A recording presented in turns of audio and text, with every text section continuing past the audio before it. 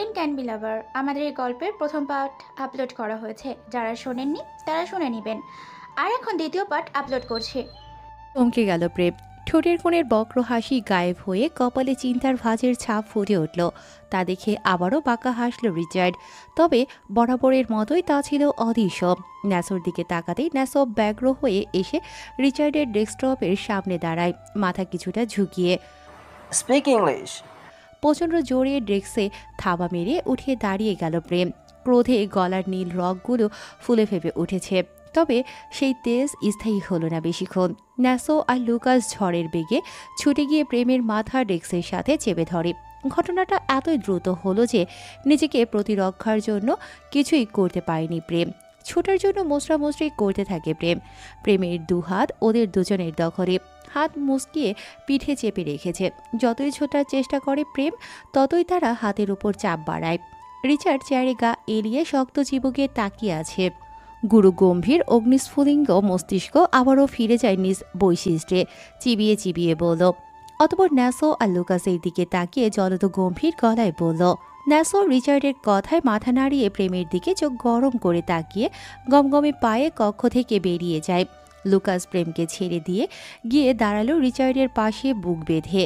লম্বাটে সুস্বাস্থ্যের অধিকারী পালোয়ানের ন্যায় লুকাসকে পিনপতন নীরবতায় আচ্ছন্ন কক্ষে যমদূতের মতো লাগছে। রুক্ষ তামুক চেহারার অগ্নিশিখার জ্বলন্ত লাভার অগ্নি বিচ্ছুরিত হতে থাকা দু চোখ দিয়ে যেন ভস্ম করে দেবে প্রেমকে। প্রেম শরীর ছাড়া দিয়ে রাগিয়ে ফুঁসতে থাকে। শক্ত চোখে তাকালো রিচার্ডের চোখে। একজোড়া কালো আখিদয় আর নীল আখিদয়ের মধ্যে নীরব যুদ্ধ হলো কিছুক্ষণ। মন্ত্রীর ছেলেকে কোথায় লুকিয়ে রেখেছিস? রিচার্ডের কাটখাট জবাব। তীর তীর করে রাগ বাড়তে থাকে প্রেমের। তবে এখন রাগ দেখানোর সময় না। বুদ্ধিমানরা কখনো রাগ দেখিয়ে হাতের কাছে থাকা সুযোগ ক্রোধে দূরে ঠেলে দেওয়ার মতো বোকামি করে না। হঠাৎ করে অদ্ভুতভাবে হাসল প্রেম। রিচার্ডের দিকে তাকিয়ে গোল গোল ভাষা ভাষা চোখগুলোকে কিঞ্চিত ছোট করে বলে। তার মানে স্বীকার করছিস তুই অপহরণ করেছিস মন্ত্রীর ছেলেকে? রিচার্ডের চিবিয়ে চিবিয়ে বলা কথাগুলোর বিপরীতে রহস্যময় হাসি দিল প্রেম। কণ্ঠ খাদে নামায়, মধ্যে রসানে, যেন দুজন বন্ধুর মধ্যে নর্মাল কনভারসেশন। তারপর মাথা কি করেছিস? প্রেমের মুখভঙ্গি খুবই স্বাভাবিক। এই নৃশংস ভয়ঙ্কর বর্ণনাগুলো তাকে একটুও বিচলিত করছে না, বরঞ্চ আগ্রহ বাড়ে ছটফটানি। অধিক আগ্রহে চেয়ে থাকে রিচার্ডের পানে পরবর্তী প্রশ্নের উত্তরের আশায়। আর মাথার খুলি সেটা কি করেছিস? বলে রিচার্ড ল্যাপটপ প্রেমের দিকে ঘুরিয়ে দিল। ল্যাপটপের স্ক্রিনে তাকাতে পাথরের মতো পুরুষালী শক্ত হৃদয়ে নাড়া দিয়ে উঠল। ভেতরে ভেতরে শুকনো ঢোক গিলল প্রেম, তবে তা বাইরে প্রকাশ করল না। স্ক্রিন থেকে চোখ সরিয়ে নিল দ্রুত। বেশিক্ষণ চেয়ে থাকতে পারল না সেই বিধ্বস্তে দৃশ্যে। মাথার খুলি থেকে তখনও মগজ চুইয়ে চুইয়ে পড়ছিল। কুকুরের পায়ের সাথে লেপ্টে যাচ্ছিল মগজের সেই তরল ধাতু। বিধ্বস্তভাবে কাটাছেঁড়া করা হয়েছে মুখের অংশ। চোখ উপরে তুলে ফেলা হয়েছে। নাক মাঝখান থেকে দুভাগ করে কাটা হয়েছে খুব ধারালো ছুরি দিয়ে। ঠোঁটের অংশ যেন কেউ কোদাল দিয়ে কেটে নিয়েছে। মাংস খুলির ভিতর থেকে বেরিয়ে আসা তরল মগজগুলো খাঁচার ভিতর বন্দী হিংস্র কুকুরগুলো খেলার সাথে সাথে লম্বাটে জিভ দিয়ে চেটে চেটে খাচ্ছিল।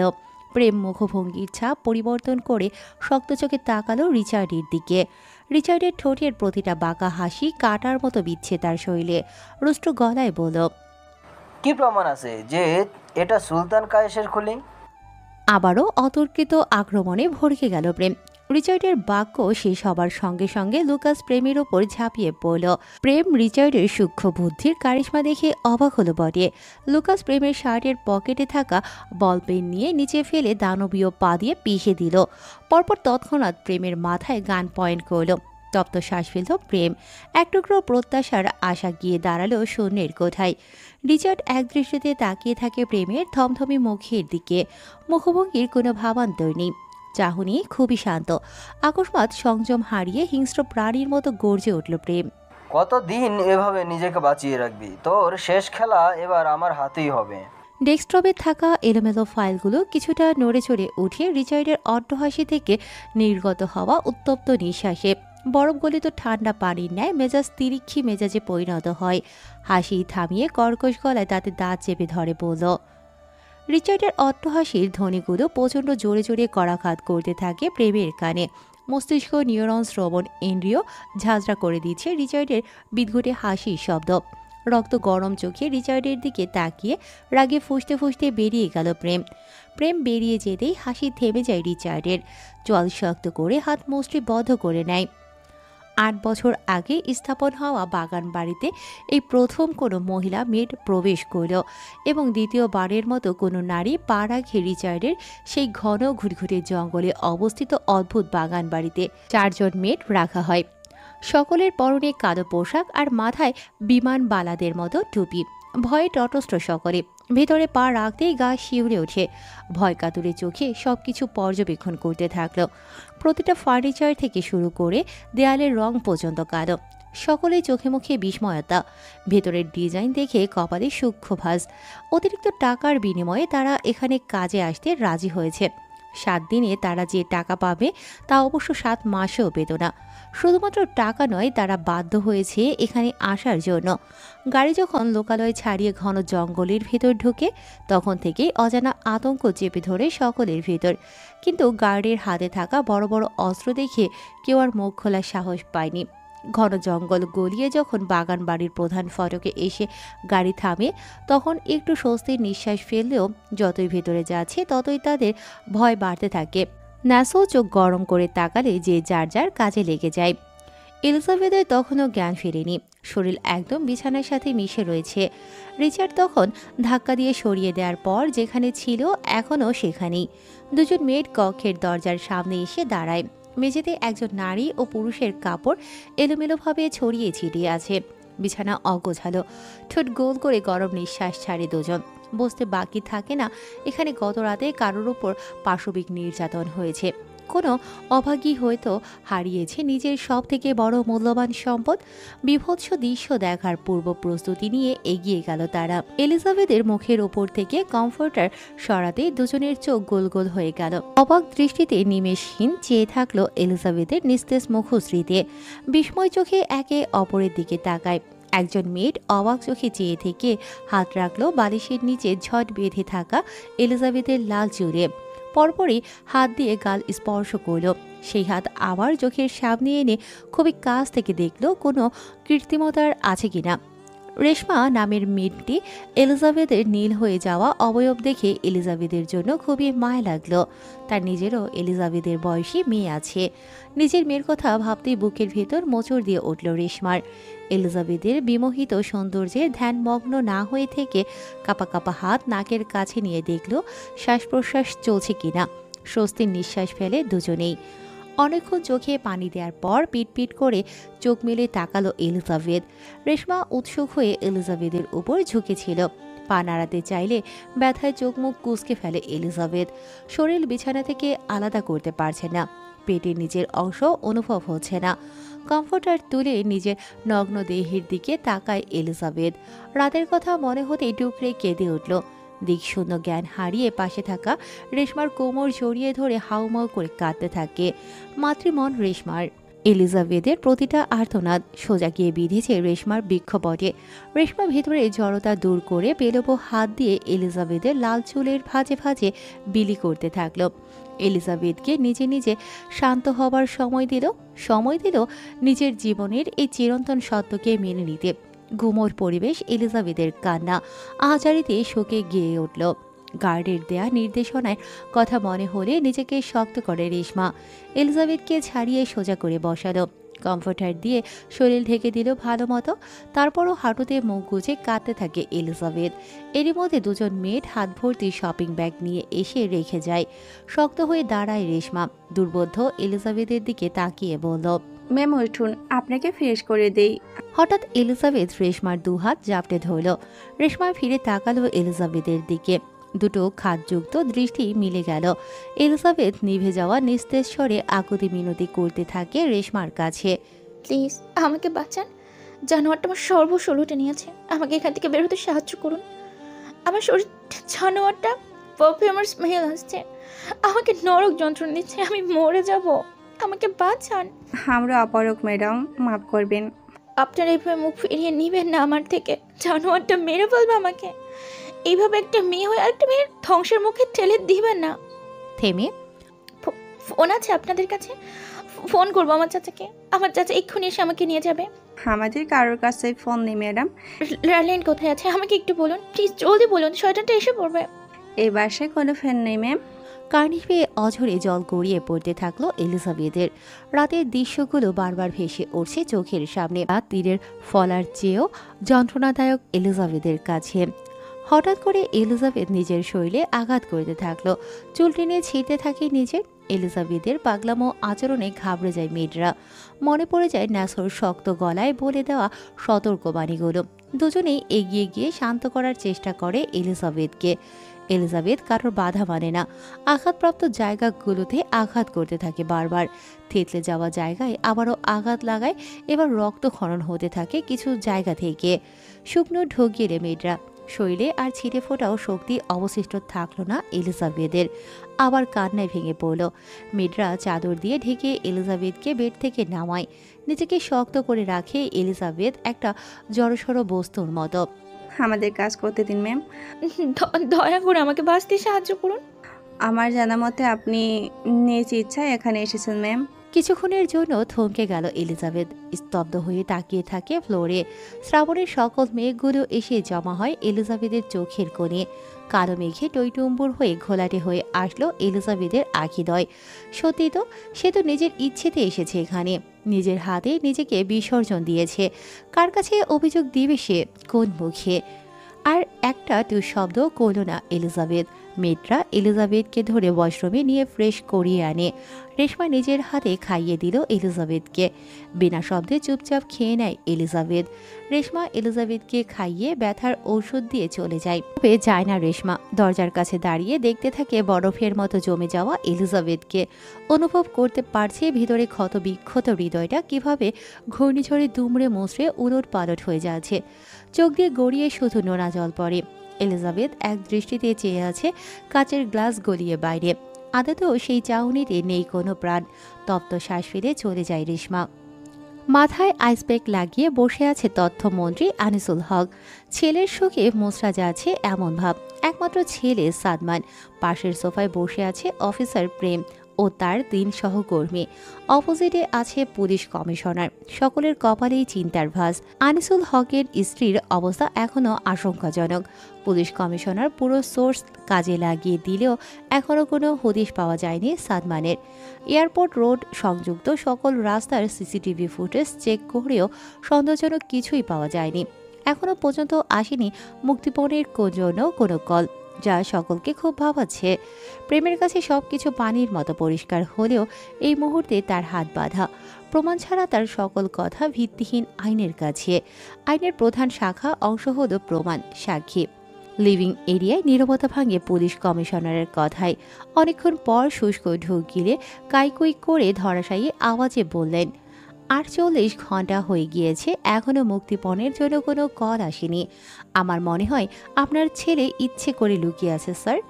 কমিশনের অদ্ভুত প্রশ্ন মানে মাথা থেকে আইসপ্যাক ছুঁড়ে ফেলে কর্কশ গলায় চেঁচিয়ে উঠল আনিসুল হক। কি যাতা বলছেন? আমার ছেলে লুকিয়ে থাকবে কেন? কিসের কমতি ওর? আমার এই অটল সম্পত্তির একমাত্র উত্তরাধিকারী সাদমান। ভুলে যাবেন না কার সামনে দাঁড়িয়ে কথা বলছেন। থেমে নিজেকে কিছুটা সংযত করল আনিসুল হক। কণ্ঠ খাদে নামালো। এবার একজন অসহায় পিতা ভাঙা কণ্ঠে আওড়ালো, আপনারা দয়া করে আমার ছেলেকে খুঁজে দিন। যত টাকা লাগে আমি দেব। আমার ছেলের কিছু হলে আমরা কেউ বাঁচবো না। এমনিতেই মেজাজ খুবই চটে ছিল প্রেমের সকালের ওই ঘটনার জন্য। এখন কমিশনের এমন বকা বকা কথা শুনে আরও বিরক্ত হচ্ছে প্রেম উঠে দাঁড়ালো চলে যাওয়ার অভিপ্রায়ে। তখনই হঠাৎ ল্যান্ডলাইনে কথা আসে। সকলে আঘাত হয়ে যায় তৎক্ষণাৎ। প্রেম আনিসুল হককে ইশারা করলো কল ধরার জন্য। সকলের সামনে স্পিকারে দিয়ে কল রিসিভ করলো আনিসুল হক। গলা কাঁপছে তার। হ্যালো। চমকে যায় সকলে এহেন আজব কণ্ঠস্বরে। প্রেম বুঝতে পারে ভয়েস চেঞ্জ করে কল করেছে রিচার্ড। চোয়াল শক্ত হয়ে আসে প্রেমের। বুকের ভেতর মোচড় দিয়ে ধরল আনিসুল হকের। খেই হারিয়ে তড়িঘড়ি করে বললেন, হ্যাঁ, আমার ছেলেকে চাই সুস্থভাবে। প্লিজ আমার ছেলের কোনো ক্ষতি করবেন না। কেমন আছে আমার ছেলে? শুকনো ঢোক গেল আনিসুল হক। বলল, কিসের বিনিময়ে আমার ছেলেকে পাবো? প্রেম ধীরে ধীরে নিজের মেজাজ হারাতে থাকে। কিছু বলার জন্য উদ্যত হলে কমিশনার চোখ রাঙিয়ে থামিয়ে দিল প্রেমকে। দাঁতে দাঁত পিষতে থাকে প্রেম। আনিসুল হক কোনো কিছু না ভেবে বলে দিল, কত টাকা? তথ্যমন্ত্রী আনিসুল হক যে খুব সৎ নিষ্ঠাপরায়ণ ব্যক্তি তেমনটা নয়। মন্ত্রিত্বের পাশাপাশি দুর্নীতিতে আষ্টে জড়িয়ে আছে। টাকার নেই কোনো কমতি। পাটের ব্যবসার আড়ালে রয়েছে মাদকের ব্যবসা। তবে যার জন্য টাকার পাহাড় গড়ে তোলা, সেই যদি না থাকে। এক কথায় রাজি হয়ে গেল আনিসুল হক। হ্যাঁ, আমি রাজি। ওপাশ থেকে শোনা যায় কারোর গলা ফাটিয়ে হাসির শব্দ। বিশ্রী হাসির শব্দে কান চেপে ধরল সকলে। প্রেম এবার আর ধরে রাখতে পারল না নিজেকে। সকালে রিচার্ডের খুনের ভয়ঙ্কর বর্ণনা শুনে মনে ভীতি ঢুকে গিয়েছিল। আনিসুল হকের কাছ থেকে ছো মেরে টেলিফোন নিয়ে নেয়। কি প্রমাণ আছে সাদমান এখনো জীবিত আছে? সাথে সাথে সংযোগ বিচ্ছিন্ন হয়ে যায়। বুকের মধ্যে হাত চেপে ধরে সোফায় গা এলিয়ে দেয় আনিসুল হক। চোখের সামনে ঝাপসা হয়ে আসে সবকিছু। চশমার ফাঁক দিয়ে দুফোঁটা পানি গড়িয়ে পড়ে কার্নিশ বেয়ে। কমিশনার বারবার তা কাকে যেন কল করছে। সকল পুলিশরা কমিশনারের তিরিক্ষি মেজাজের কবলে পড়েছে দুদিন যাবৎ। প্রেমের সহযোগীরা ইতোমধ্যেই বেরিয়ে গিয়েছে নাম্বার ট্রেস করার জন্য। এক হাত কোমরে বেঁধে পায়চারি করতে থাকে প্রেম। এত চেষ্টা করেও কোনোভাবে হিসেব মেলাতে পারছে না।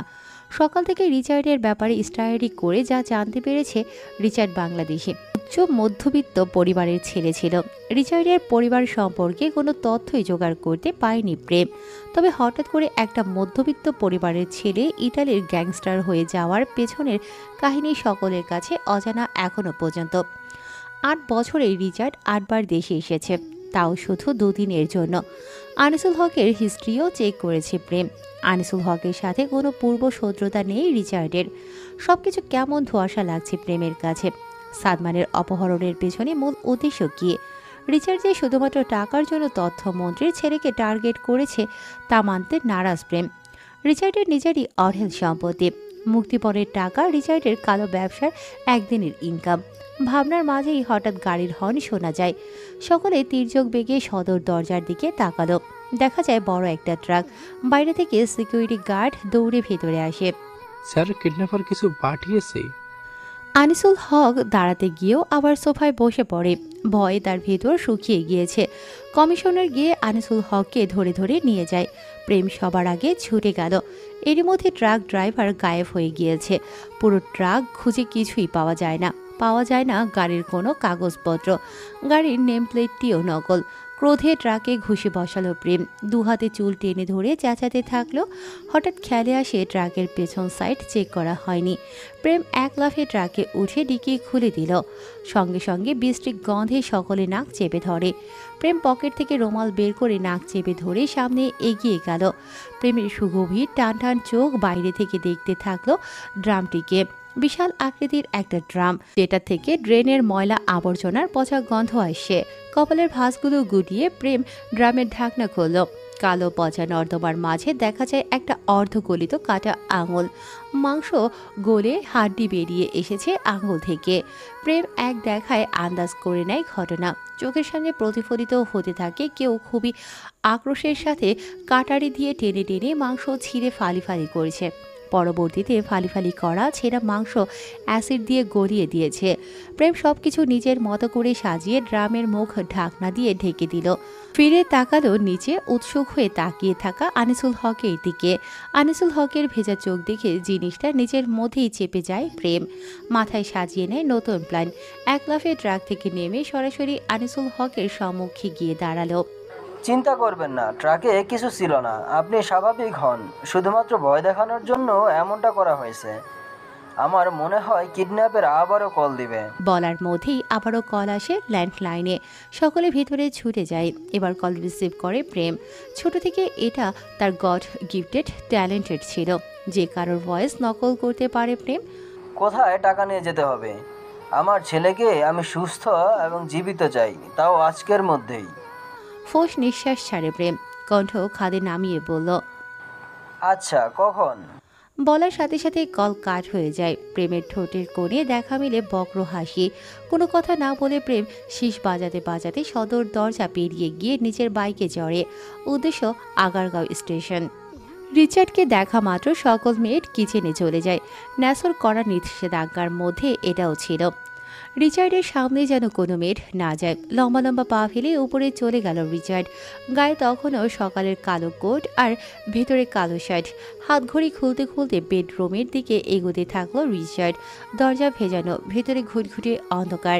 রিচার্ড লাইট অন করতেই শোয়া থেকে ধরপড়িয়ে উঠে এলিজাবেথ।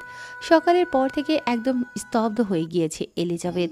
একটু আগে এসে রেশমা ওকে খাইয়ে দিয়ে গেল। এলিজাবেথ নিঃশব্দে খেয়ে নিয়েছিল।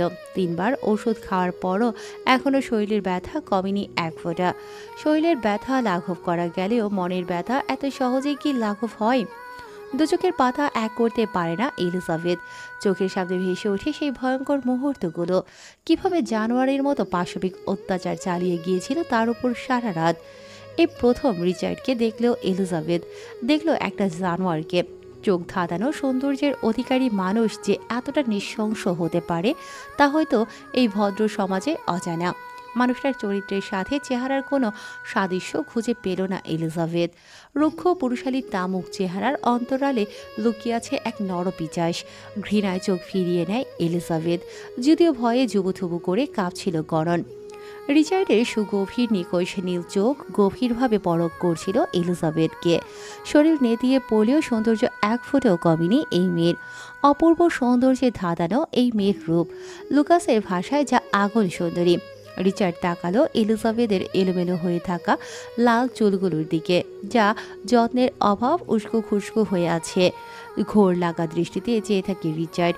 হঠাৎ একটানে গলা থেকে টাই খুলে কাউচে ছুঁড়ে মারে। ধীরে ধীরে ওয়েস্ট কোটের বাটন খুলতে খুলতে এক পা করে বেডের দিকে অগ্রসর হতে থাকে। বক্ষ পিঞ্জরের মাঝে অবস্থানরত দুর্বার হৃদযন্ত্র অদৃশ্যমান তেজস্বী আশের সঙ্গে যেন দৌড় প্রতিযোগিতায় নেমেছে। ভূমিকম্পের ন্যায় সম্পূর্ণ শরীর থরথর করে কাঁপতে থাকে এলিজাবেথের। এসির লো টেম্পারেচারেও ঘাম ছুটে যায় এলিজাবেথের। রিচার্ডের পায়ের প্রতিটি স্বতঃস্ফূর্ত কদমে বিস্ফোরিত নয়ন জোড়ায় ভাসছে গত রাতের লোমহর্ষক দৃশ্যগুলো। কানের মাঝে বাড়ি খেতে থাকে নিজের প্রতিটা আর্তনাদ। আতঙ্কের শীতল ঘামে শরীরে চাপানো পাকিস্তানি থ্রি-পিসের কামিজ গায়ের সাথে আষ্ট্রেপৃষ্ঠে লেপ্টে যায়। হাত পা অসাড় হতে থাকে এলিজাবেথের। রিচার্ড খুব কাছে চলে আসে এলিজাবেথের। বিছানায় হাঁটু গেড়ে এলিজাবেথের উপর ঝুঁকে পেলবো হাতে ওর কপালের পাশের চুলগুলো কানের লতির ফোকরে গুজে দিল। রিচার্ডের গরম নিঃশ্বাস আশ্রে পড়ছে এলিজাবেথের ওপর। গা শিউরে উঠল এলিজাবেথের। রিচার্ডের শরীর থেকে আসা পারফিউমের ডার্ক স্মেল যা এখনও এলিজাবেথের শরীরের সাথে লেপ্টে আছে, তা আরও দৃঢ় হয় কাছে আসায়। 6 বার শাওয়ার নিয়েও শরীর থেকে একেবারে মুছে দিতে পারেনি নরপিচাসের শরীরের ঘ্রাণ। আকস্মিক এলিজাবেথের ধরাশায়ী কাণ্ডে পায়ের রক্ত মাথায় উঠে যায় রিচার্ডের। ড্রাগনের ট্যাটু খচিত শক্ত হাতে চেপে ধরে এলিজাবেথের কণ্ঠনালী, অথচ কপাল থেকে যে গড়িয়ে রক্ত ঝরছে সেদিকে কোনো ভ্রুক্ষেপ নেই। অগ্নি বিচ্ছুরিত হওয়া চোখে তাকিয়ে আছে এলিজাবেথের দিকে। নিঃশ্বাস থমকে গেল এলিজাবেথের। পড়ে গেল হাত থেকে ফুলদানিটা। গলা থেকে নির্গত কর্কশ গোঙানির শব্দে দুর্বল গলায় উচ্চারণ করল এলিজাবেথ, জানোয়ার, নরপিশাচ, ছেড়ে দে আমাকে। হাতে আরও চাপ প্রয়োগ করল রিচার্ড। শ্বাস আটকে চোখের কার্নিশ পেয়ে জল গড়িয়ে পড়তে থাকে এলিজাবেথের। রিচার্ড হিংস্র প্রাণীর মতো গড়িয়ে উঠল, কর্কশ গলায় চেঁচালো, খুনি। এলিজাবেথের গলা ছেড়ে দিল রিচার্ড। গলায় ধরে খুক খুক করে কাশতে থাকলো এলিজাবেথ। রিচার্ডের কপালের মধ্যে ভাগ বিভক্ত হয়ে ভাজে ভাজে ছোট ছোট চোখ করে তাকায় এলিজাবেথের দিকে। ঘাড় বাঁকিয়ে শুকনো গলায় বলল, আমি তোর থেকে মুক্তি চাই জানোয়ার। আমি অনেকটা দূরে চলে যাব। আমার মম ড্যাডির কাছে চলে যাব। আমি অনেক দূরে। এই অভিশপ্ত স্বার্থপর মানুষদের মধ্যে থাকতে চাই না আমি। হাঁটুতে মাথা গুজিয়ে আহাজারি করতে থাকে এলিজাবেথ। এলিজাবেথের মুখ থেকে তুই তুকারি শুনে রিচার্ডের থমকে যাওয়া মস্তিষ্কটা ফিরে গেল তার চিরাচরিত পৈশাসিক আত্মায়। হ্যাসকার টানে বেডে ছুঁড়ে ফেলল এলিজাবেথকে। ঠোঁটের কোণে ফুটে উঠেছে পৈশাসিক হাসি। কোনো কথা ছাড়াই ঝাঁপিয়ে পড়ল এলিজাবেথের ওপর। মুহূর্তেই নিজের মাঝে নিয়ে নিল এলিজাবেথকে। ফলাতে থাকে নিজের শক্তি। মাঝে শুধু উচ্চারণ করল গুড গুড কিছু শব্দ। টাকার বৃষ্টি হচ্ছে শুনেছেন কখনো? দূর নীলে ঘেরা আকাশ চিরে বৃষ্টির মতো অঝরে টাকা ঝরছে, আর সেগুলো মানুষ দু হাত ভরে কুড়াবে যেন বর্ষার মৌসুমে আম কুড়াচ্ছে বালতি নিয়ে। ব্যাপারটা কিছুটা ঠাকুমার ঝুলির মতো না? হ্যাঁ, সেই অবাস্তব ঘটনাই বাস্তব রূপে ধরা দিয়েছে করাল বস্তির মানুষদের কাছে। এপ্রিলের ভ্যাবসা গরমে শুকিয়ে কাঠ হয়ে যাওয়া হৃদয় ছেয়ে যায় শীতলতায়। অভাবের কারণে দুবেলা পেট ভরে খেতে না পারা মানুষগুলোর হাতে এখন নতুন নতুন হাজার টাকার নোটে হাত ভর্তি হয়ে আছে। করাল বস্তি ঢাকার সবচেয়ে বড় বস্তি হিসেবে পরিচিত। এই বস্তিতে অন্তত লাখখানেক লোকের বসবাস, যাদের অনেকেই নদী ভাঙনের শিকার হয়ে এখানে আশ্রয় নিয়েছেন। শিরশিরে অনুভূতিতে ভিজে গেল সকলের চোখ। ঠোঁটের কোণে স্পষ্ট প্রশান্তিময় হাসি, সকলের ঠোঁট গহ্বরে ফাঁক গলে ছুটে চলল প্রাপ্তির হাসি। যেই হাসি মিশে গেল আকাশে বাতাসে। সকলে দুহাত তুলে দোয়া করছে সেই অজ্ঞাত মানবের জন্য, যে ফেরেশতার মতো এসে দুর্দিনে তাদের পাশে দাঁড়িয়েছে। আজ করাল বস্তিতে ঈদের চাঁদ নয়, যেন স্বয়ং চাঁদই নেমে এসেছিল। সকালবেলা 10:30টার দিকে হঠাৎ একটি হেলিকপ্টার বস্তির আকাশে বারবার চক্কর দিতে থাকে। নিচু দিয়ে ওড়ার কারণে বস্তিবাসীর মনে সন্দেহ আর আতঙ্ক জাগে। অনেকেই স্থানীয় থানায় খবর দেয়, বাকিরা দল বেঁধে হেলিকপ্টারের গতিবিধি পর্যবেক্ষণ করতে থাকে। হঠাৎই হেলিকপ্টার থেকে টাকার বৃষ্টি নামতে শুরু করে। সোনালি আলোয় ঝলমল করা টাকার নোটগুলো মাটিতে পড়তেই সকলে হতবাক। কিছুক্ষণেই মাটির স্তর ঢাকা পড়ে ঝকঝকে টাকায়। বিস্ময়ে কুকড়িয়ে থাকা বস্তিবাসীরা কিছুক্ষণ পরেই সেই টাকাগুলো লুফে নেয়। কেউ হাসে, কেউ কাঁদে, কেউ একজন এই বস্তির জন্য এমন অকল্পনীয় উপহার দিল যা সবাইকে আবেগে ভাসিয়ে দিল। সৃষ্টিকর্তার কাছে সেই অজ্ঞাত দাতার জন্য সকলে দুহাত তুলে দোয়া করে। করাল বস্তির এই বিস্ময়কর ঘটনা মুহূর্তেই ছড়িয়ে পড়ে সারা দেশে, আর সেই নাম না জানা মানুষটা হয়ে ওঠে সকলের চোখে এক নায়ক। প্রতিটা অনলাইন প্ল্যাটফর্ম, নিউজে, পেপারে শুধু এখন এই নিউজটাই চলছে। বন্দুক থেকে বের হওয়া বুলেটের থেকেও তির্যক বেগে ছড়িয়ে যাচ্ছে নিউজ ক্লিপ। কয়েক সেকেন্ডের কিছু ক্লিপও ভাইরাল হয়েছে, কিন্তু তা থেকেও তেমন সন্দেহভাজন কিছুই পাওয়া যায়নি। উপর থেকে স্মোকিং গ্যাস মারার কারণে হেলিকপ্টার শনাক্ত করা যায়নি, শুধু দেখা গিয়েছে কিভাবে উপর থেকে টাকা পড়ছিল ভুবনে। ডেস্কের উপরে থাকা পেপার ব্যাগটি টিভিতে ছুঁড়ে মারে প্রেম।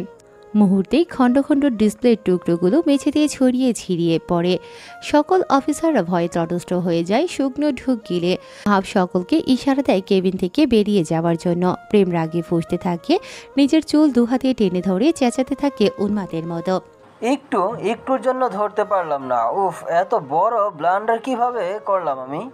প্রেমের গলার পাশ দিয়ে সরু ঘামের স্রোত বইছে, কপালে নীলচে রগগুলো ফুলে ফেপে উঠেছে। মাহাব কিছুটা সাহস সঞ্চয় করে এগিয়ে যায়। প্রেমের অগ্নিস্ফুলিঙ্গের মতো জলজল করে অগ্নি জ্বলতে থাকা চোখ থেকে দৃষ্টি সরিয়ে নত দৃষ্টি নিবিষ্ট করে নিচু গলায় বলল, স্যার, কিডন্যাপার নিশ্চয়ই আবার কল করবে। আমাদের ধৈর্য ধরা দরকার। ট্রেনিংয়ে আমাদের এটাই শেখানো হয়েছে। চিবুক শক্ত করে মাহাবের দিকে তাকালো প্রেম। বুক শুকিয়ে এলো মাহাবের, স্মিত স্বরে বলে, সরি স্যার। জিভ বের করো। কোথায় যাবেন স্যার?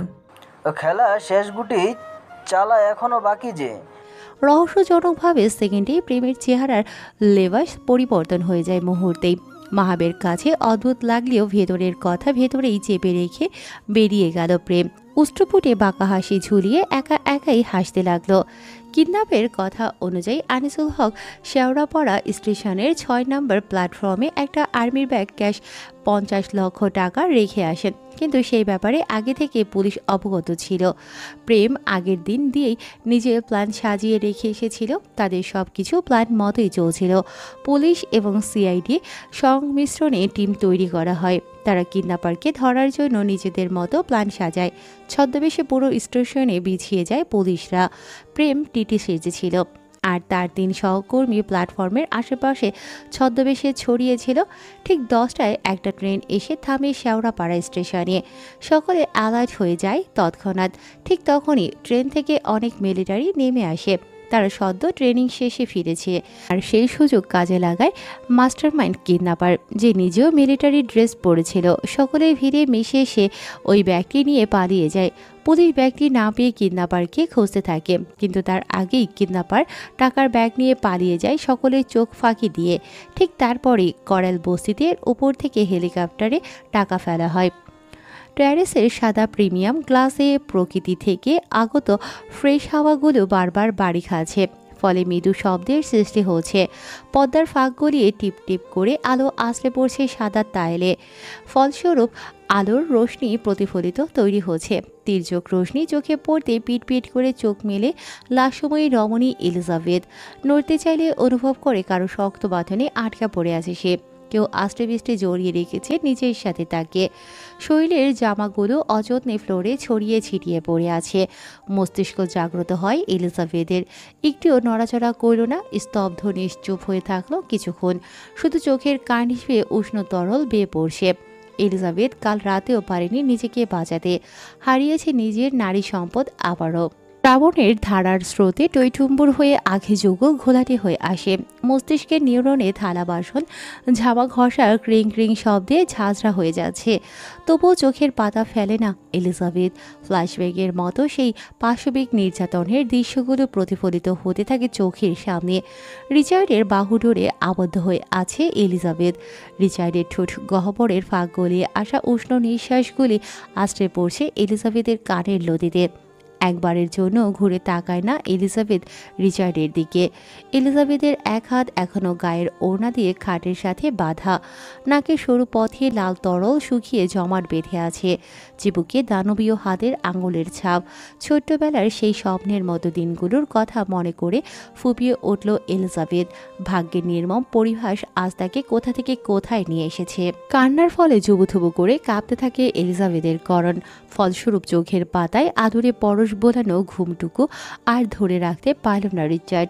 শেষমেশ তন্দ্রা কেটে কাঁচা ঘুমের ইস্তফা ঘটল এলিজাবেথের ফোঁপানিতে।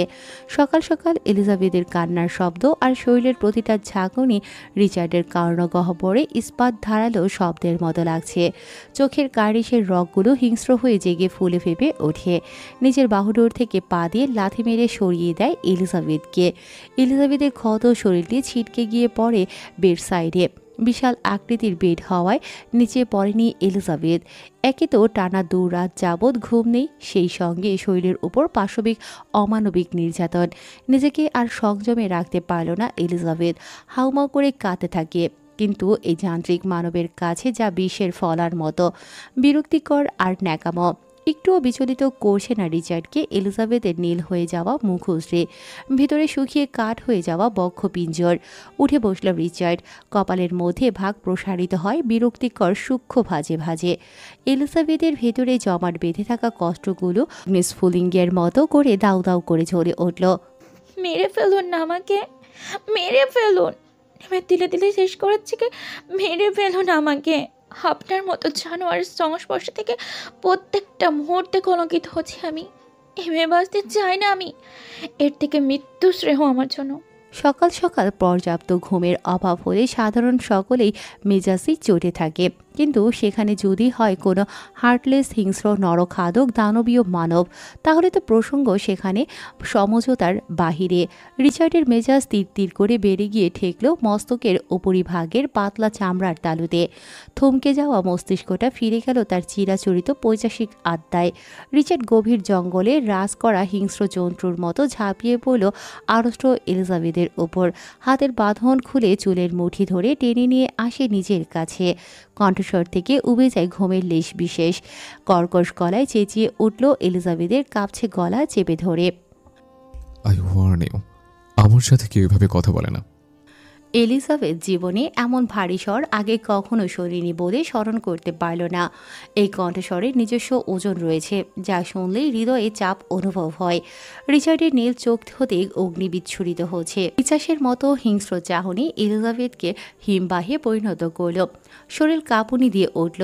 কিছু মুহূর্তের জন্য সেই সমুদ্র নীল চোখে আটকে যায় এলিজাবেথ।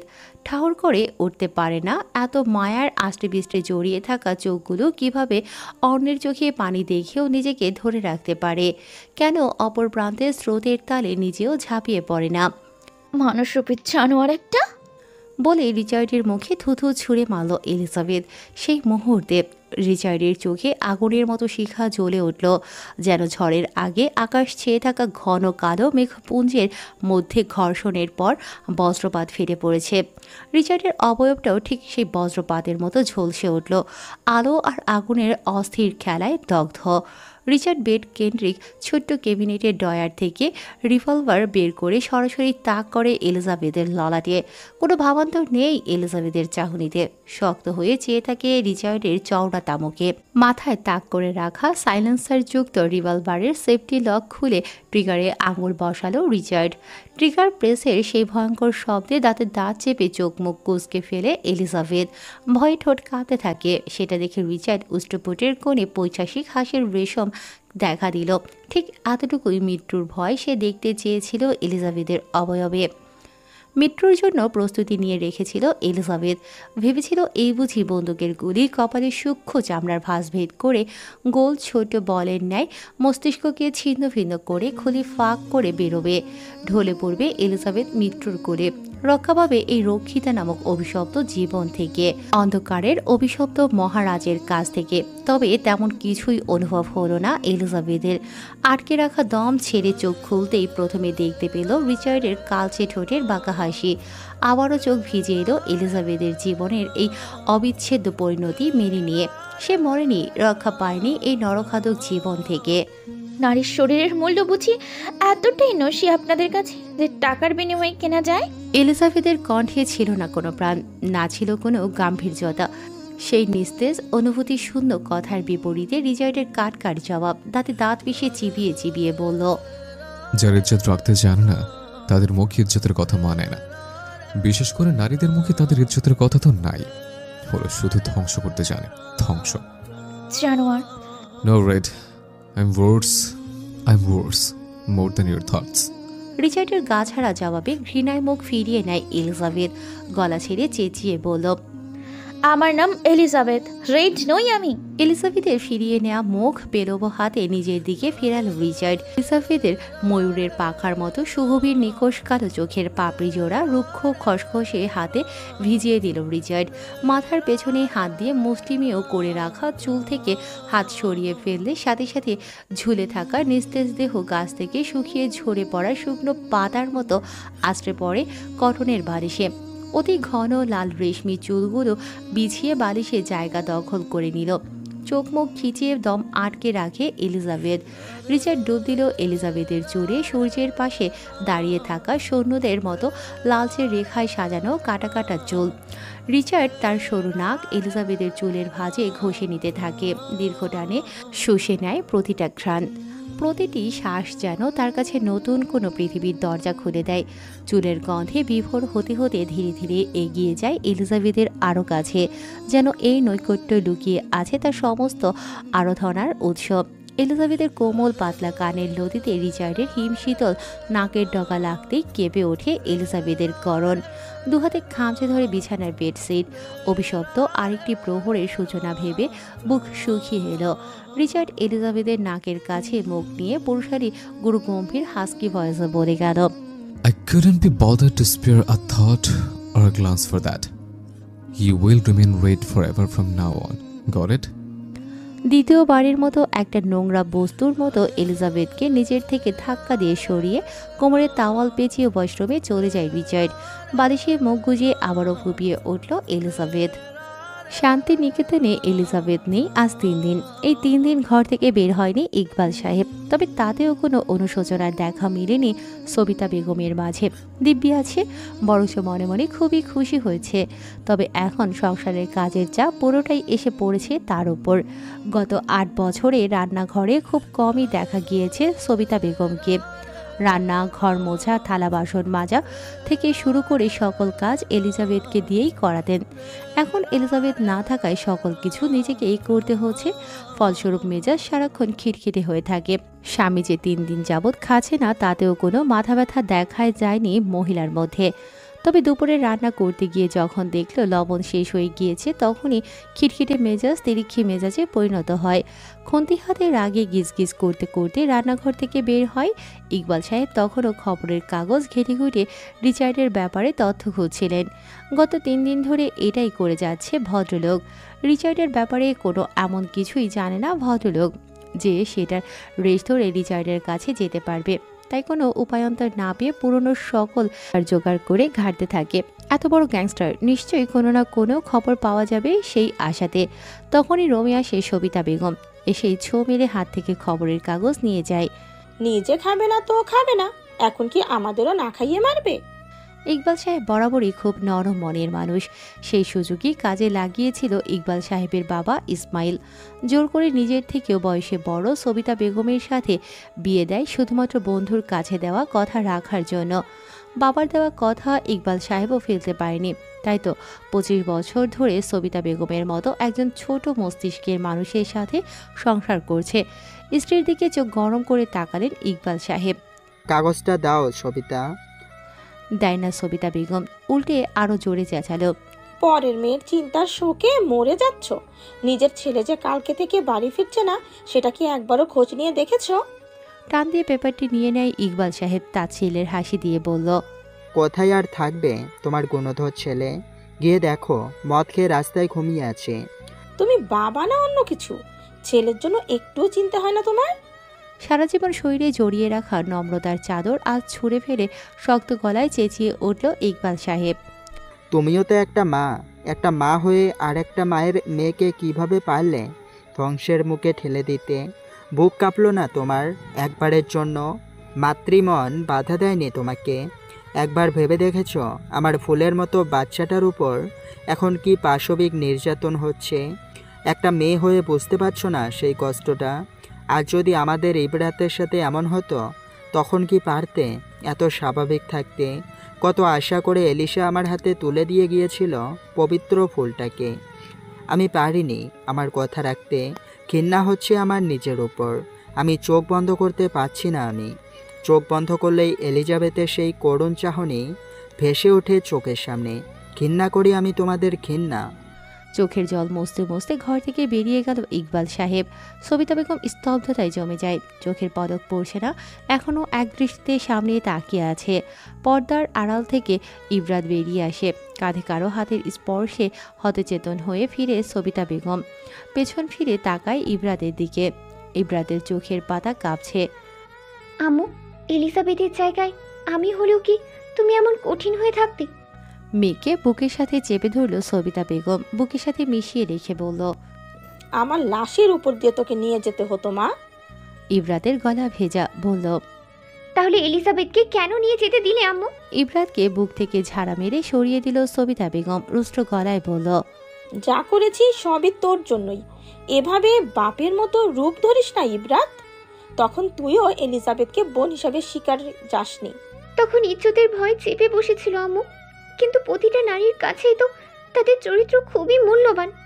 আমার এখন খুব কষ্ট হচ্ছে আম্মু। এলিজাবেথকে ওর রূপের জন্য হিংসে করলেও ওর এত বড় ক্ষতি হোক কখনো চাইনি। আমার জীবন বাঁচাতে গিয়ে নিজেকে বিসর্জন দিয়েছে এলিজাবেথ। সবিতা বেগম কোনো প্রত্যুত্তর না করে হনহনিয়ে চলে যায়, যেন সেও সম্মুখীন হতে চাইছে না নিজের বিবেকের কাছে। ইবরাত মায়ের চলে যাওয়া দেখে ঠোঁট গোল করে ফোঁস নিঃশ্বাস ছাড়ল। ভেতরে ভেতরে দুমড়ে মুছড়ে যাচ্ছে আত্মগ্লানিতে। সব থেকে বড় আদালত হলো মানুষের বিবেক, যেখানে কোনো বিরোধী পক্ষের আইনজীবীর প্রয়োজন হয় না অন্যায়গুলোকে টেনে টুনে সামনে আনার জন্য। বিবেকের কাঠগড়ায় যথেষ্ট। দুপুর গড়িয়ে বিকেল হলো। তথ্যমন্ত্রীর আবাসভূমি এখন একটি ঝড়ো বস্তুতে পরিণত হয়েছে। এত বড় অট্টালিকা, গার্ড, মেড, আত্মীয় স্বজনে গিজগিজ করছে। সবকিছু থাকার পরও যেন প্রাণ নেই কোথাও। লিভিং রুমে ডিভানে গা এলিয়ে শূন্যে তাকিয়ে আছে আনিসুল হক। একটু আগে হসপিটাল থেকে এসেছেন। ওনার স্ত্রীকে বর্তমানে লাইফ সাপোর্টে রাখা হয়েছে। ধীরে ধীরে কালো আধারে তলিয়ে যাচ্ছে তার হাসি খুশি পরিবার। অফ সিজনের বৃষ্টির মতো মুষলধারে বৃষ্টি এসে ভাসিয়ে দিয়ে গিয়েছে তার সাজানো বাগান। গ্রামীণ সমাজে সবার মুখে মুখে একটা প্রচলিত প্রবাদ আছে, কারোর পৌষ মাস তো কারোর সর্বনাশ। ঠিক তেমনই এখন আনিসুল হকের সর্বনাশ চলছে, আর পৌষ মাসের মিষ্টি রোদে গা ভাসাচ্ছে বস্তিবাসীরা। সকলের ওই ঘটনার পুনরাবৃত্তি ঘটে কিছু মুহূর্ত আগে, তবে এবার ভিন্ন স্থানে। নিউ মার্কেটের পাশের বস্তিতে আবারও টাকার বৃষ্টিপাত হয়, যা তুমুলভাবে সাড়া তুলে দিয়েছে পুরো দেশে। তবে এখনও এর সূত্রপাত পাওয়া যায়নি। তথ্যমন্ত্রী আনিসুল হকের ছেলের নিখোঁজের খবর ধামাচাপা পড়ে যায় এই ঘটনায়। এখন প্রতিটি নিউজের হেডলাইন থাকছে গরিবের হিরো। কমিশনার চুপচাপ পাশের সোফায় বসে আছে। এত চেষ্টা করেও এখনও চুল পরিমাণ কোনো তথ্য পাওয়া যায়নি। পুরো পুলিশ ফোর্স লাগিয়ে দেওয়া হয়েছে। সকলের রাতের ঘুম নাওয়া খাওয়া হারাম হয়ে গিয়েছে। প্রতিটি জায়গায় আবারও নতুন করে শুরু থেকে চিরুনি তল্লাশি দেওয়া হচ্ছে। মনস্টার স্টিকারে মডিফাই করা দামি বাইকটি এসে জোরে ব্রেক কষল সদর দরজার সামনে। মাথা থেকে হেলমেট খুলে উস্কো খুস্কো চুলগুলোতে হাত দিয়ে আছড়ে ঠিক করে নিল প্রেম। কালো সিল্কি চুলগুলো দক্ষিণের দমকা হাওয়ায় উড়ুড়ু করছে। বাইকের চাবি তর্জনীতে ঘোরাতে ঘোরাতে ব্যগ্র পায়ে ভেতরে হেঁটে যায় প্রেম। লিভিং এরিয়ায় পা রাখার আগে 2 সেকেন্ড দাঁড়িয়ে ফুরফুরে মেজাজ গম্ভীরতায় ঢেকে আবারও সামনে পা বাড়ায়, গিয়ে বসল সরাসরি কমিশনারের সামনে। কমিশনার এই সময় প্রেমকে দেখে রসগোল্লার মতো গোল গোল চোখগুলো কিঞ্চিত ছোট করে তাকিয়ে গমগমি গলায় বলল, এই সময় তুমি এখানে? বিপরীতে চমৎকার হাসি দিল প্রেম। সামনের ছোট টেবিল থেকে চায়ের কাপ নিয়ে আইসি ভঙ্গিতে চুমুক দিয়ে বলল, আসলাম কিডন্যাপার আর কোনো কল করছে কিনা জানার জন্য।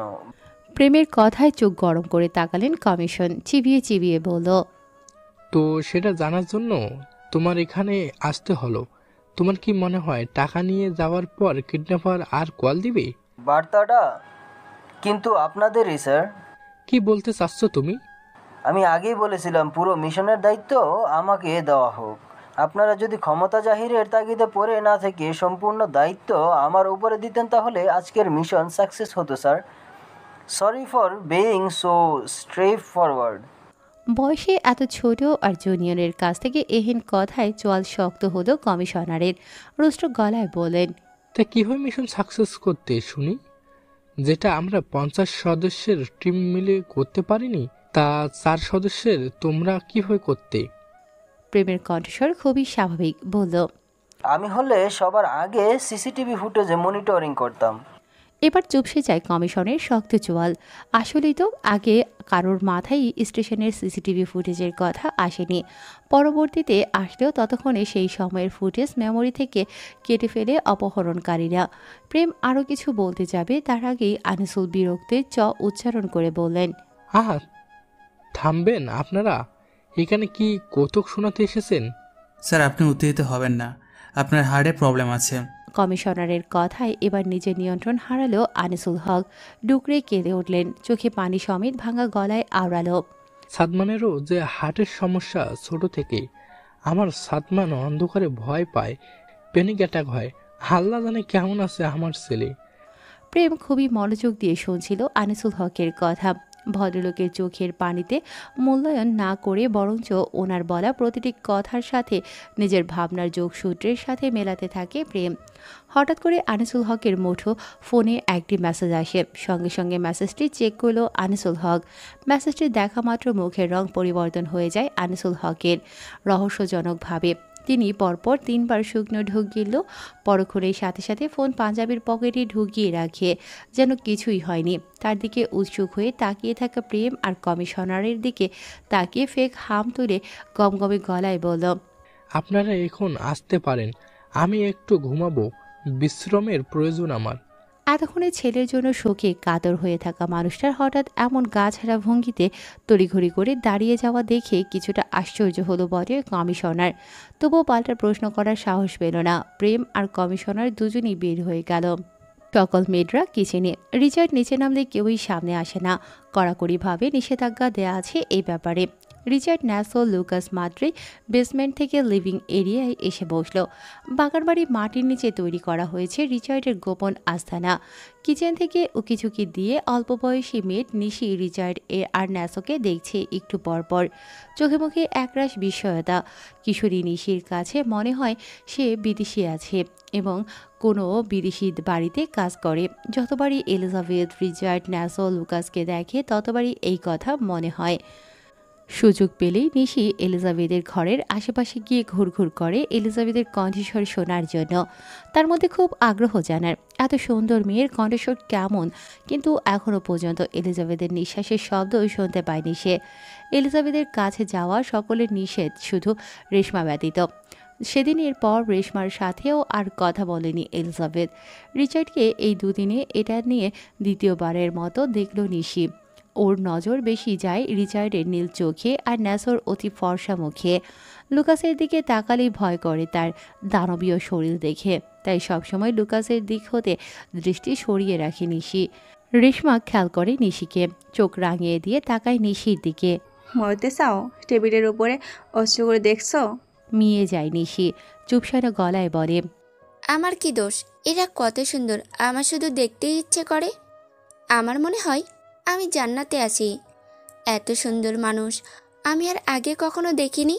রেশমা ডিশওয়াল করতে করতে জবাব দিল, কতগুলো গার্ডসে হাতে কি নিয়ে ঘুরে নিশ্চয়ই দেখছো। ওরা জাহান্নাম দেখিয়ে দেবে। আমি তো শুধু ওদের তিনজনকেই দেখি। কত সুন্দর, আল্লাহ না না দুজন, ম্যাডাম আর স্যার। ওইটারে সাদা বিদেশি বিলাইয়ের মতো লাগে।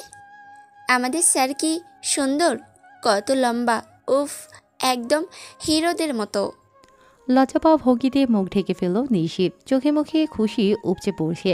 তপ্ত শ্বাস ফেলে রেশমা, কাজ করতে করতে মনে মনে আওড়ালো, সব সৌন্দর্য সৌন্দর্য হয় না, কিছু সৌন্দর্য অভিশাপ।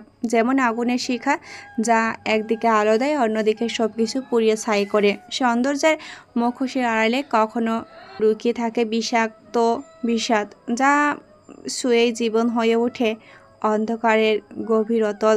অ্যাস্ট্রে ভর্তি হয়ে যায় সিগারেটের অবহেলিত ডগার অংশে। সিগারেটের বিষাক্ত ধোঁয়ায় লিভিং এরিয়া স্পেস মতো। কোনো সাধারণ মানুষ এখানে থাকলে মুহূর্তেই তার দম আটকে যাবে।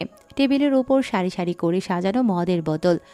প্লমস রেকটিফিকোয়ানি ভডকা বিশ্বের সবচেয়ে শক্তিশালী মদ। এটি সংশোধন করা পলিশ স্পিরিট, যা সাধারণ হোম ডিস্টিলাররা তাদের নিজস্ব স্বাদযুক্ত ভদকা তৈরি করতে ব্যবহার করে। এটি সরাসরি পান করে যায়, তবে যেহেতু এটি কার্যত বিশুদ্ধ অ্যালকোহল, এটিতে একটি শক্তিশালী কিক রয়েছে, তাই এটি সাধারণত সুপারিশ করা হয় না পানি ছাড়া খাওয়ার জন্য। কিন্তু রিচার্ড, ন্যাসো, লুকাস অবিলম্বে খেয়ে যাচ্ছে পানি ছাড়াই। রিচার্ডের হাতে উইস্কির গ্লাস, বৃদ্ধাঙ্গুল তর্জনী আর মধ্যমা দিয়ে চেপে একটু পরপর কালচেটে ঠোঁটের ফাঁক দিয়ে টেনে নিচ্ছে ভিতরে বিষাক্ত পদার্থ। সেই সাথে তাদের পরবর্তী কলিং মিশন নিয়ে আলোচনা করছে। ন্যাসো আর লুকাসের হাতে মার্টিনির গ্লাস, গ্লাসের সরু নলের মতো অংশ দু আঙুলের ভেতর চেপে ধরে দাঁড়িয়ে নাড়িয়ে নাড়িয়ে খাচ্ছে। রিচার্ডের দেয়া দিক নির্দেশনারগুলো মনোযোগ দিয়ে শুনে যাচ্ছে। টেবিলের ওপর রাখা বিভিন্ন ধরনের মেশিন গান, মাফিয়া ও গ্যাংস্টার সমাজে প্রচলিত 34টি বিশেষ শটগান এবং তৎকালীন টমি গান রয়েছে, যা তারা তাদের মিশনে ব্যবহার করে থাকে। আল ক্যাপনের 1911 বন্দুকটি দেখতে টমি গানের মতো হলেও এটি সত্যিকারের দক্ষ শুটারদের ফার্স্ট চয়েস। এটি সুইটহার্ট M1911 নিলামে $1 মিলিয়ন বেশি দামে বিক্রি হয় প্রতিটি ব্যক্তির জন্য, যার মূল্য 18 বিলিয়ন হয়। মেঘগানরা এটা ব্যবহার করত তাদের মিশনে। টেবিল থেকে এই গানটি নিয়ে কোটের ভেতরের পকেটে রাখল রিচার্ড। টমি গান ছিল জ্যাক অ্যামগার্নের পছন্দের অস্ত্র ছিল। পশ্চিমের বাফেলো বিল সেন্টার প্রতিদ্বন্দ্বী গ্যাংস্টারের কাছ থেকে রাস্তার ওপারে খোলা জানালা থেকে হাইমি ওয়েসকে হত্যা করতে তিনি তার প্রিয় থামসপন ব্যবহার করেছিলেন। ম্যাকগার্ন পরে একজন প্রো গলফার হয়ে ওঠেন এবং সেই অনুযায়ী একজন থমসন তার ক্যারিয়ার মতে সবসময় তার গলফ ব্যাগে থাকতেন। একসাথে 200 গুলি একসাথে লোড করা যায়। এই গানে। এই গানগুলো রিচার্ড রাশিয়া থেকে আনিয়েছে। টেবিলের ওপর থেকে বেছে ডার্ক মোশনের টমি গানটি নেয় ন্যাসো লুকাস। নিজেদের পছন্দের গানগুলো বেছে নিয়ে উঠে দাঁড়ায় তিনজনে একসাথে। ন্যাসো লুকাস গানের সেফটি লক খুলে ট্রিগারের আঙুল ঘুরিয়ে গান চেক দিতে দিতে উঠে দাঁড়ায়।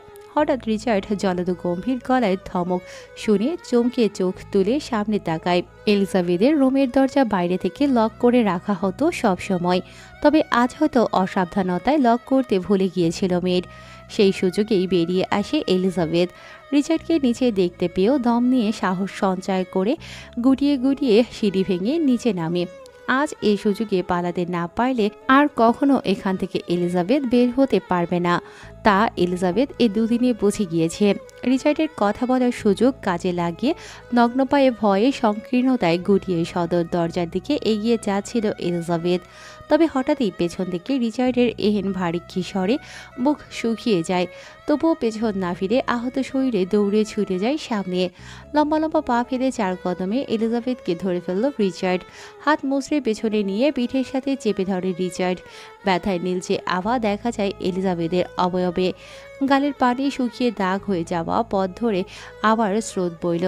রিচার্ড দাঁতে দাঁত চেপে রুক্ষ কর্কশ গলায় অনর্থক হাসি হেসে চাপা স্বরে বলল, আজ চুপ থাকলো না এলিজাবেথ। সহসাই দুর্বোধ্য দুর্বল গলায় চেঁচিয়ে উঠল। মেডরা কিচেন জোনের আড়াল থেকে লুকিয়ে লুকিয়ে দেখছে। রেশমা অসহায় চোখে তাকিয়ে আছে এলিজাবেথের দিকে। যেতে দিন আমাকে। Let's begin the killing mission. নিস্তব্ধ পিনপতন নিরাপদায় ঢাকা বেসমেন্ট ঘেরাও করে রেখেছে লাশ পচা ঘুরঘুরে বিশ্রী গন্ধ। চারিপাশ জনবিচ্ছিন্নহীন এক অবিচ্ছেদ্য অভিশপ্ত পরিত্যক্ত অংশের মতো আধারে ঘেরা। এক চিমটি পরিমাণ রোশনাই আলোর দেখা নেই এই বিষাদে অভিভূত গুমট পরিবেশে। জঙ্গল থেকে ভেসে আসে হিংস্র জীব জন্তুর কর্কশ গর্জন, গা শিউড়িয়ে দেওয়ার মতো। অহর্নিশে ভো ভো করছে এক ঝাঁক জঙ্গলি মশা, যা শুনশান নিস্তব্ধ পরিবেশে যুদ্ধের পূর্ব প্রস্তুতি হিসেবে ইস্পাতের উপর চিকচিক। ফকফকা বালি দিয়ে হাতিয়ার ধারানোর মতো ঝাঁঝালো শব্দের মতো মস্তিষ্ক নিউরন শ্রবণ ইন্দ্রিয় ঝাঁঝরা করে দিচ্ছে। স্যাঁতস্যাঁতে মেঝের নিচ থেকে উপলে বেরিয়ে আসতে চাওয়া লাশের পচা দুর্গন্ধ পেটের মধ্যে মোচড় দিয়ে পাকস্থলী উগড়িয়ে ভেতরের খাদ্য কণাগুলো বেরিয়ে আসতে চাইছে বারবার। পক্ষ পিঞ্জরের মাঝে অবস্থিত দুর্বোধ্য হৃদযন্ত্র তটস্থ হয়ে ধীরে ধীরে প্রতিক্রিয়া জানানে দ্বিমত পোষণের পায়তারা করছে। নিস্তব্ধতা আস্তরণে বন্দি পড়ে যাওয়া বেসমেন্টে শুধু কর্ণপাত হচ্ছে শক্ত টাইলের ওপর পড়া টপ টপ পানির শব্দ, যা গড়িয়ে লুটুপুটি খাচ্ছে উড়ু হতে পায়ের পাতার নিচে দেহাংশে। তবে সেটা কোনো পানি পড়ার শব্দ নয়। বেসমেন্টের সিলিং থেকে সরু নলের ফাঁক গড়িয়ে ফিনকির মতো ফোটা ফোটা উষ্ণ তরল লাল পদার্থ পড়ছে সরাসরি মস্তকে। সাদা কালো মিশ্রণের কৃষলার ফাঁক গড়িয়ে গলিতে কার্নিশ বেয়ে পুরুষালী রুক্ষ ঘাড়ে আশ্রে পড়ছে। ইতিমধ্যে সফেদ সাদা শুভ্র পাঞ্জাবি রংধনুর প্রথম সারিতে থাকা রঙে তলিয়ে গিয়েছে। হৃৎপিণ্ড চেপে ধরে আতঙ্কে। হাড় কাঁপানোর ঠান্ডা হাওয়ার রক্তে রঞ্জিত পাঞ্জাবি শরীর থেকে নির্গত আতঙ্কের শীতল ঘামে গায়েতে আষ্টেপৃষ্টে জড়িয়ে যায়। হঠাৎ করে বিকট বিস্ফোরিত শব্দে কেঁপে ওঠে আনিসুল হকের কায়া। এটা কোনো গ্রেনেড বা বোম বিস্ফোরণের শব্দ নয়, স্মোকিং গ্যাসের। ভয় ভীতিতে ততস্থ হয়ে থাকা আনিসুল সামান্য সংগোপন শব্দে থরথর করে কাঁপতে থাকে। বিস্ফোরিত নয়ন জোড়ায় ভাসে পরবর্তী নরদৃশ্য নৃশংসতার সাক্ষাৎ। অন্দরমহলে হতে থাকা ধ্বংসযোগ্য নরকের শাস্তির তুলনায়ও নগণ্য আনিসুল হকের মনের অভিসাম্য মতে। হঠাৎ করে প্রচণ্ড শব্দ করে বেসমেন্টের শাটার ক্রমে ক্রমে উপরে উঠতে থাকে। শাটারের ফাঁক গলিয়ে বাইরের ল্যাম্পপোস্টের আলোয় কিঞ্চিত আলোকিত করে অন্ধকারের অভিশপ্ত বেসমেন্ট। লোচন যুগল হতে কোনোই সরিয়ে ঢেকে রাখা আতঙ্কিত আস্য প্রকাশ্যে এনে কাপা কাপা চোখের পাতা মেলে সামনে তাকালেন তিনি। শৈলের ভারসাম্য হারিয়ে শৈলের সঙ্গে আষ্টে সাদা দড়িতে বেঁধে থাকা চেয়ার নিয়ে মেঝেতে মুখ থুবড়ে পড়ল আনিসুল হক। শরীর অধিক হারে কাঁপতে থাকে সামনের বিভৎস দৃশ্য চাক্ষুষ অবলোকন হওয়ায়। উন্মুক্ত ফটকের সামনে স্মোকিং ঘেঁষের ধোয়ার ন্যায় ছাই রঙের বাষ্প গলিয়ে ব্যগ্র পায়ে 3 দানবীয় মানবের অশলীলী রূপ। পায়া থেকে মস্তক পর্যন্ত সম্পূর্ণ কালোতে আবৃত। প্রান্তভাগের মাথায় ঝুলিয়ে রাখা কালো হোমওয়ার্ক টুপির জন্য আকৃতি অস্পষ্ট। ক্রান্ত পায়ে হাঁটার ফলে উড়ু হতে পায়ের মধ্যভাগ অংশ পর্যন্ত থাকা ওভারকোটের রেল লিডিং প্রান্ত হাঁটুতে বারবার বাড়ি খেয়ে ঘর্ষণের সৃষ্টি হচ্ছে। নির্কশ কালো রঙের ওভারকোটে শক্তপোক্ত বলিষ্ঠ লম্বা চওড়া দেহের অধিকারী 3 মানবকে আধো অন্ধকারে জমদূতের মতো লাগছে। মাঝখানে ছোট শটগান দিয়ে তেড়ে আসে অভিশাপ বিষাদের রাজা। তার দুপাশে সিপাহী হিসেবে 2 বাহাদুর, রক্ষক হিসেবে আছে বিশাল আকৃতি মরণশীল অস্ত্র নিয়ে। রাশিয়ান মার্কেটে এই কালো ওভারকোটগুলো হান্টিং কোট নামে পরিচিত। 1920-এর এডিশনের হার্লিং উইনিন স্টাইলের মাফিয়া শো একই সাথে ওভারকোটের মেটাল বাটনের চকচকে সাদৃশ্যংশ দেখা যাচ্ছে শুধু কালো 3 মূর্তি মানবের আবছায়ায়। সম্পূর্ণ কালোতে তলিয়ে থাকার কারণে 3 যান্ত্রিক মানবকে মিশরীয় মমির মতো লাগছে, তাছাড়া ভিন্ন কিছু না। ধীরে ধীরে সুস্পষ্ট হয় ছায়াগুলো। হঠাৎ করে মেঝেতে লুটিয়ে জুবুথুবু হয়ে কাঁপতে থাকা আনিসুল হকের মাথার উপর বহু পুরাতন লালবাতি জ্বলে উঠল। গোল খাঁচার মতো ঝুলে থাকা খাঁচার ভিতর থেকে রোশনাই আলো আসে। ফলস্বরূপ স্পষ্ট আন্দাজ করা যায় ঠিক চুলের অভিব্যক্তি কতটা বিভৎস, আকুত হয়ে হৃদিষ্ট দেহখানা কতটা আতঙ্কগ্রস্ত। আলোর নিচে আসলো 3 জন, ঠোঁটের আগায় জড়ো হাওয়া রহস্যের ঘনঘাটা ঝুলিয়ে। আনিসুল চোখের পাতার কাঁপুনি বন্ধ হয়। কিছু মুহূর্ত ক্রোধে মটমট করতে থাকা ধারালো একটি চোয়াল এবং তার দুপাশে ঢালের মতো দাঁড়িয়ে থাকা অত্যন্ত স্বাভাবিক অভিব্যক্তির চোয়ালগুলোর পানে চেয়ে থেকেও শুরু শেষ পর্যন্ত হিসেবে মিলিয়েও ঠাহর করতে পারল না আনিসুল হক এরা কে, কী ক্ষতি করেছে এদের, যার ফলস্বরূপ আজ এখানে এত ষড়যন্ত্র, এত অযাচিত ক্ষুদ্রতায়। আনিসুল হকের হিসেবে মতো তিনি ওদের কোনো ক্ষতি করেনি এই জীবনে। গলায় দলা পাকিয়ে থাকা কুণ্ডলিগুলো শক্ত ঢোক গিলে পিষে ভেতরে ঠেলে বিষাদ রাজ্যের রাজার সুগভীর নিকোষ নীল চোখ হতে অগ্নিশিখা বিচ্ছুরিত হওয়া মানবের দিকে তাকিয়ে গতিহারার স্পন্দন তোয়াক্কা না করে দুর্বল গলায় ঝাঁঝ এনে ঝাঁঝালো গলায় চেঁচালেন, আমার ছেলে কোথায়? আর আজকেই বা এখানে আটকে রেখেছেন কেন? টাকা পাওয়ার পরও আর কি চাই? হাঁটু ভেঙে পড়ে থাকা আনিসুল হকের মুখের সামনে শটান দাঁড়িয়ে আছে রিচার্ড। হিংস্রতার প্রভাবে বিড়বিড়িয়ে ওঠে ওর পৈশাসিক আত্মার সাইকো মস্তিষ্ক। জীবন তটস্থ জীর্ণশীর্ণ হয়ে থাকা আনিসুল হকের অহর্নিশে পৌঁছায় না রিচার্ডের গুরুগম্ভীর কণ্ঠস্বর। সহসায় তেজ দেখিয়ে আবারও বলল, কি? রুক্ষ কর্কশ গলায় অনর্থক হাসি হেসে চাপা স্বরে আওড়ায় রিচার্ড কায়নাত। তোর জীবন। চোখ জলজল করে উঠল আনিসুল হকের। গলার তেজ যেন নিমিষেই গায়েব হয়ে তিরিক্ষি মেজাজ সংকীর্ণতায় ঢাকা পড়ে গেল। খই হারিয়ে তড়িঘড়ি করে বললেন, হে বয়েস, let's enjoy the movie. Richard বলার সাথে সাথে অট্টহাসিতে ফেটে পড়ল ন্যাসো লুকাস। তাদের দানবীয় শরীর তরতরিয়ে কাঁপতে থাকে হাসির তালে তালে। ন্যাসো পেলব 2 হাতের তালু একসাথে করে শব্দ তুলতেই অন্ধকার হতে নীল তীর সূচক আলো এসে পড়ল দেয়ালে। স্ক্রিন ভেসে উঠল দেয়ালের মাঝে। হঠাৎ করে স্ক্রিনে একটা ভিডিও প্লে হতেই অভিব্যক্তি পরিবর্তন হয়ে গেল আনিসুল হকের। স্ক্রিনে প্লে হতে থাকা ভিডিও ক্লিপের প্রতিটি সেকেন্ড তীরের ফলার মতো যন্ত্রণাদায়ক আনিসুল হকের কাছে, যা সোজা গিয়ে বিচ্ছে তার বক্ষপটে। অনবরত চেঁচাতে থাকলেন, আমার ছেলেকে বের কর কফিন থেকে, ও মারা যাবে, নিঃশ্বাস নিতে কষ্ট হচ্ছে ওর। সাদমানের আঙুলের কাটা অংশ লক্ষ্য না করেই কফিনের মধ্যে দেখা মাত্র অস্থির হয়ে উঠল আনিসুল হক। আধার থেকে আসা নীল তীর সূচক আলোক রোশনি আবার আধারেই বিলীন হয়ে যায়। অঝরে চেঁচাতে থাকলেন আনিসুল হক। প্রাণপ্রিয় ছেলের এই করুণ দশা কোনোভাবেই মেনে নিতে পারছেন না। কোনো পিতার পক্ষে সম্ভব না মেনে নেওয়া। আমার ছেলেকে ছেড়ে দাও, তোমাদের যা লাগবে তাই দেবো আমি, সব নিয়ে যাও, শুধু আমার ছেলেকে কিছু করো না। পৈশাচিক হাসির ঝলকানিতে দেখা মিলে রিচার্ডের ঠোঁটে। আনিসুল হকের চুলের ভাঁজে ঢুকিয়ে দিল ড্রাগনের ট্যাটু খচিত হাতে। ব্যথায় কুকিয়ে উঠে আনিসুল হক। চুলের গোড়া থেকে আলগা হয়ে আসে, তাও ছাড়ে না রিচার্ড।